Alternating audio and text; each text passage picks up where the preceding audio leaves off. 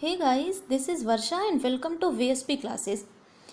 आइए आज हम हिंदी का टेस्ट सीरीज़ देखेंगे। ये है हमारा सेट 2, यानी इसके पहले हमने सेट 1 में क्या कराया था, हिंदी भाषा का विकास, यानी हिंदी की उत्पत्ति कैसे हुई, उसका क्षेत्र कहाँ कहाँ तक फैला हुआ है, हमने इसके बारे में पढ़ा था। आज हम सेट 2 में देखेंगे वर्णमाला क्या है। देखिए, ये हिंदी भाषा का एक आधार माना जा सकता है। अगर आप अच्छे से वर्णमाला पढ़ लेंगे तो आपको संधि समास में फिर कोई दिक्कत नहीं आने वाली है। तो आज हम हिंदी टेस्ट सीरीज़ में सेट 2 में वर्णमाला को कवर करने की कोशिश करेंगे। यहाँ हमने 20 मोस्ट इंपॉर्टेंट क्वेश्चंस को लिया है, जो कि प्रीवियस ईयर में या तो पूछे गए हैं या फिर आगे आने की संभावना बहुत ही अधिक है। वो फिर कोई भी फॉर ऑल टीचिंग एग्जाम्स, जित कोई भी टीचिंग एग्जाम्स हो, वर्णमाला से 1 या 2 से क्वेश्चन जरूर पूछे जाते हैं। तो आप पूरे वीडियो को पूरा देखिएगा और क्वेश्चन को सॉल्व करने की कोशिश करिएगा। और अगर आपने मेरे चैनल को सब्सक्राइब नहीं किया, कर लीजिए बेल आइकन को प्रेस करके नोटिफिकेशन, ताकि आपको मिलती रहे। आइए शुरू करते हैं। पहला क्वेश्चन है हमारा, भाषा की सबसे छोटी इकाई किसे कहते हैं। देखिए, यहाँ आपको बताना है भाषा की सबसे छोटी इकाई क्या होती है, स्वर, व्यंजन, अक्षर या फिर वर्ण। अगर हम भाषा की सबसे छोटी इकाई की बात करते हैं तो वर्ण को ही हम सबसे छोटी इकाई कहते हैं, यानी कि डी ऑप्शन हमारा राइट आंसर हो जाएगा। नेक्स्ट क्वेश्चन पे चलते हैं। हिंदी भाषा में मूलतः वर्णों की संख्या कितनी मानी गई है। अब जो वर्ण है वो सबसे छोटी इकाई होती है, और अगर हम हिंदी भाषा में वर्णों की संख्या पूछी गई है कि कितनी मानी गई है, 50, 52, 51 और 53। ठीक है, तो देखिए हिंदी भाषा में जो मूलतः वर्णों की संख्या मानी गई है वो 52 होती है, यानी कि बी ऑप्शन हमारा राइट आंसर हो जाएगा। नेक्स्ट चलते हैं। हिंदी वर्णमाला में स्वरों की संख्या कितनी होती है। ए ऑप्शन है 9, बी ऑप्शन 11, सी ऑप्शन 12 और डी ऑप्शन है 10। देखिए, हिंदी वर्णमाला में अगर हम स्वरों की संख्या, बचपन से ही हम पढ़ते आ रहे हैं कि स्वरों की संख्या 13 होती है।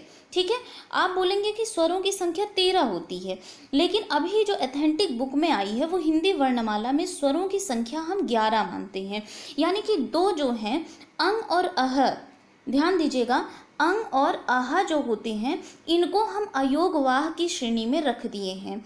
अयोगवाह यानी कि जो ये अयोग्य माने गए हैं, या ना तो स्वर में लिखे जाते हैं और ना ही ये व्यंजनों में लिखे जाते हैं, इसीलिए हम इनको अयोगवाह की श्रेणी में रख दिए हैं, और इस हिसाब से हमारे स्वरों की कुल संख्या जो है वो 11 मानी गई है। बी ऑप्शन यहाँ पे राइट आंसर हो जाएगा। नेक्स्ट क्वेश्चन में चलते हैं। ओ औ किस प्रकार के वर्ण हैं। देखिए, ये उच्चारण स्थान से 1 नंबर का क्वेश्चन आपका जरूर पूछा जाएगा, कोई भी टीचिंग एग्जाम हो। यहाँ पूछा गया है ओ और अ किस प्रकार के वर्ण हैं, कंठोष्ठ, मूर्धन्य, दंतोष्ठ या फिर तालव्य। यहाँ आपको ओ और अ की अगर हम बात करते हैं तो वो होते हैं कंठोष्ठ, यानी कि ए ऑप्शन हमारा राइट हो जाएगा। कंठ और ओष्ठ।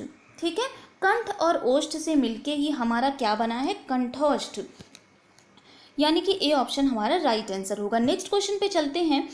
5th नंबर का क्वेश्चन है, ए वर्ण क्या कहलाते हैं। अब देखिए यहाँ भी क्या कहलाते हैं, यानी कि यहाँ इसका उच्चारण स्थान पूछा गया है। ए और ए कौन से उच्चारण, कहाँ से, किस भाग से। देखिए, हमारी 5 जो स्वर तंत्रियाँ होती हैं उन्हीं से हमारी जो आवाज़ें निकलती हैं, तो इसी से पूछा गया है कि ए और ए कहाँ से निकलता है। ठीक है, कंठ, तालव्य, नासिक के मूर्धन्य और ओष्ठ। देखिए, ए और ए की अगर हम बात करते हैं तो ये कंठ और तालव्य, कंठ प्लस तालव्य से निकलते हैं। ए और ए का उच्चारण स्थान है कंठ तालव्य, ए ऑप्शन हमारा राइट आंसर हो जाएगा। नेक्स्ट क्वेश्चन में चलते हैं। वर्णमाला किसे कहते हैं।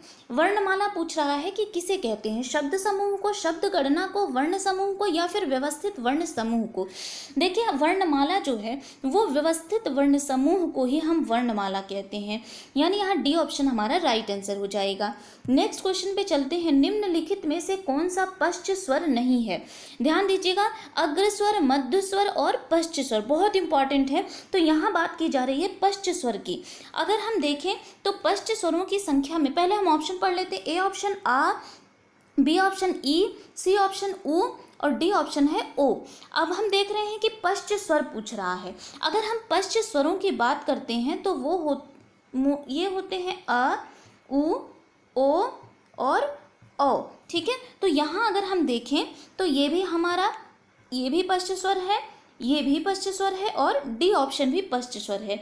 लेकिन जो ई है, बी ऑप्शन जो हम वो होगा वो हमारा राइट आंसर हो जाएगा। छोटी ई जो होती है वो पश्च स्वरों की संख्या में नहीं गिनी जाती है।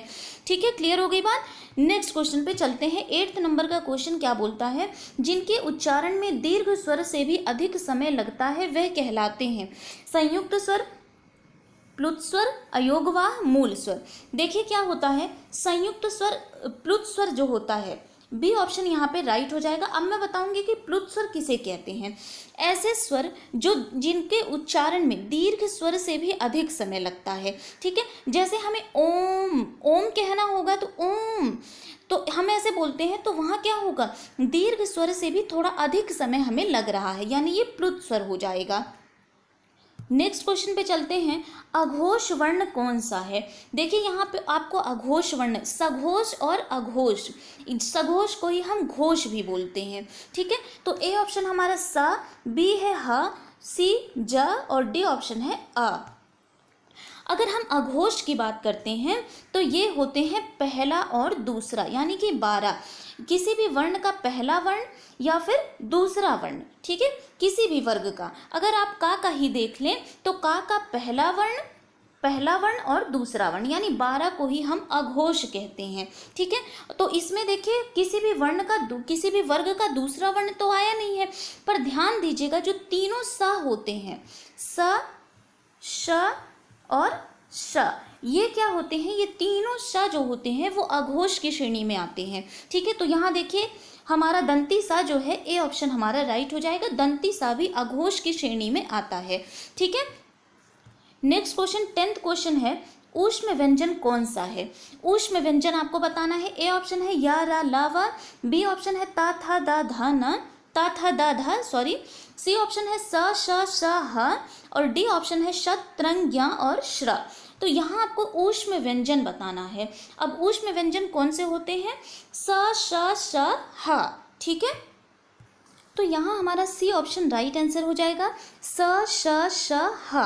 अब इनको हम ऊष्म व्यंजन कहते क्यों हैं ये देख लीजिए। ऊष्म का मतलब ही होता है ऊष्मा, यानी कि गर्मी।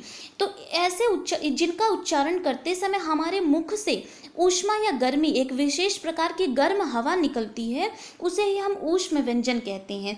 आप बोल के देखिएगा कि जब आप स, श, श, ह बोलेंगे तो आपके मुंह से एक विशेष प्रकार की ऊष्मा निकलती है। ठीक है, तो ये होते हैं ऊष्म व्यंजन। नेक्स्ट क्वेश्चन में चलते हैं। अनुनासिक व्यंजन कौन से होते हैं, यहाँ आपको अनुनासिक बताना है। ठीक है, ए ऑप्शन है वर्ग के प्रथमाक्षर, बी ऑप्शन है वर्ग के तृतीयाक्षर, सी ऑप्शन है वर्ग के पंचमाक्षर या फिर डी ऑप्शन है वर्ग के चतुराक्षर।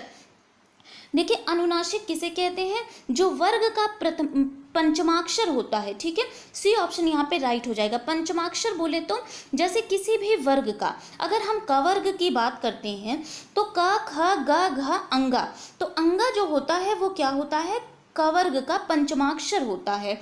ठीक है, तो ये जो होता है अनुनासिक, यानी मुख और नाक दोनों से जो बोले जाते हैं वो हर वर्ग के 5वें अक्षर को बोला जाता है। नेक्स्ट क्वेश्चन पे चलते हैं। निम्नलिखित में से कौन सा अंतस्थ व्यंजन है, यहाँ आपको बताना है अंतस्थ व्यंजन।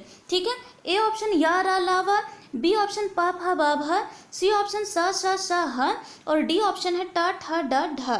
देखिए अंतस्थ व्यंजन जो होते हैं वो या, रा, ला, वा होते हैं, यानी ए ऑप्शन यहाँ पे राइट आंसर हो जाएगा। नेक्स्ट क्वेश्चन पे चलते हैं।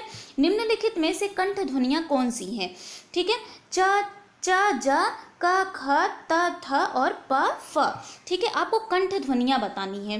तो देखिए कवर्ग की जो जितनी भी ध्वनियाँ होती हैं वो कंठ, यानी कि इनका उच्चारण स्थान जो होता है वो कंठ से होता है, यानी कि गले से होता है। तो कवर्ग की अगर बात करें हम क, ख, ग, घ, अंगा। ठीक है, तो बी ऑप्शन हमारा राइट आंसर हो जाएगा। यहाँ मिल रहा है आपको क और ख, यानी कि ये कंठ ध्वनियाँ होती हैं। नेक्स्ट क्वेश्चन पे चलते हैं। ज्ञ वर्ण किन वर्णों के सहयोग से बना है। सबसे पहले मैं बता दूं 4 वर्ण ऐसे हैं जिनको हम संयुक्त व्यंजन किसे कहते हैं। ठीक है, संयुक्त व्यंजन, और वो कौन कौन से होते हैं, श, त्र, ज्ञ और श्र। ठीक है, ये होते हैं संयुक्त व्यंजन। यहाँ पूछा है कि ज्ञ वर्ण किन वर्ण, संयुक्त व्यंजन दो वर्णों से मिलकर बने होते हैं। तो देखिए ज प्लस इया, ज प्लस धा, ज प्लस इया और ज प्लस न्या। ध्यान दीजिएगा, ज प्लस इया ये कभी नहीं सही हो सकता, ठीक है, क्योंकि सही ऑप्शन जो हमारा है वो सी ऑप्शन राइट आंसर हो जाएगा। जा, ध्यान दीजिएगा, जा में हलंत रहेगा, ठीक है, उसके बाद जब इया आएगा तो वही हमारा राइट आंसर हो जाएगा, यानी कि ज्ञ वर्ण इन्हीं दोनों से मिलकर बनते हैं। नेक्स्ट क्वेश्चन में चलते हैं, मूर्धन्य ध्वनियां कौन सी हैं? कंठ तालु मूर्धा, ठीक है, मूर्धन्य ध्वनियां यहाँ पूछ रहा है। टा ठा डा ढा ता था दा धा चा छा जा झा यानी या फिर पा फ ब भ। देखिए मूर्धन्य ध्वनियां कौन सी होती हैं?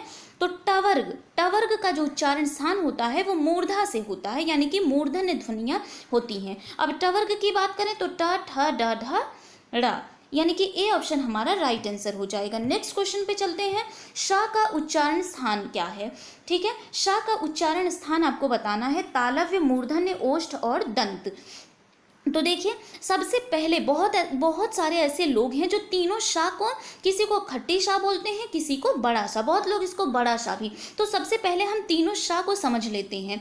ये शाह जो होता है जो क्वेश्चन में आया हुआ है इसको हम कहते हैं तालव्य शाह, ठीक है, और ये जिसको हम छोटा सा ऐसे बोलने की भाषा में बोलते हैं इसको हम कहते हैं दंती शाह। और हमारा जो ये वाला शाह होता है षटकोण वाला शाह, इसको हम कहते हैं मूर्धन्य शाह, ठीक है, ये होता है मूर्धन्य शाह।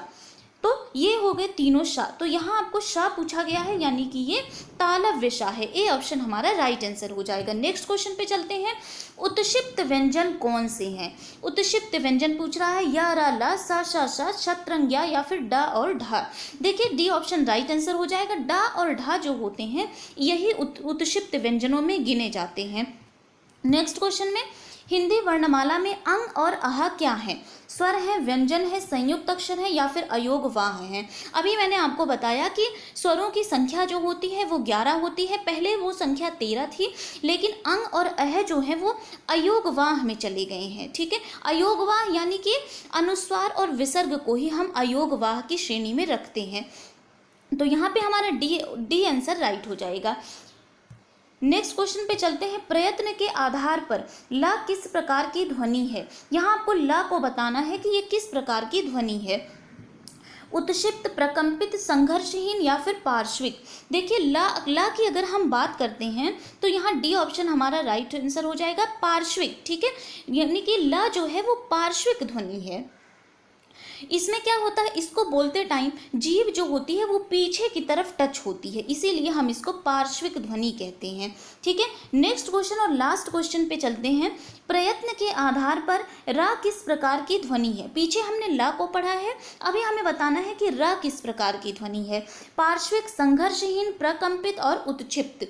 देखिए यहाँ डी ऑप्शन में आप उत्क्षिप्त ना लिख के आप लिख लीजिए लुंठित, ठीक है, लुंठित लिख लीजिए और फिर मैं आपको बताती हूँ राइट आंसर, ठीक है। तो देखिए अगर हम रा की बात करते हैं तो लुंठित होती हैं वो ध्वनि, यानी डी ऑप्शन हमारा राइट आंसर हो जाएगा, लुंठित ध्वनि होती हैं, ठीक है। तो ये रहे मोस्ट इंपॉर्टेंट 20 क्वेश्चंस जो कि हमने सेट 2 में वर्णमाला के अंतर्गत देखे हैं, ठीक है। तो अभी मैं आपको प्रैक्टिस करवा रही हूँ ताकि जब तक आपके एग्जाम्स नहीं हो जाते तब तक आप एक क्विक रिवीजन डेली करते रहिए। मैं हिंदी पेडागॉजी, CDP और हिंदी ग्रामर से डेली टेस्ट सीरीज लेके आ रही हूँ, ठीक है। तो अगर आपको मेरा वीडियो पसंद आया होगा तो चैनल को सब्सक्राइब कर लीजिए, बेल आइकन को प्रेस कर लीजिए ताकि आगे की नोटिफिकेशन आपको मिलती रहे। Thank you.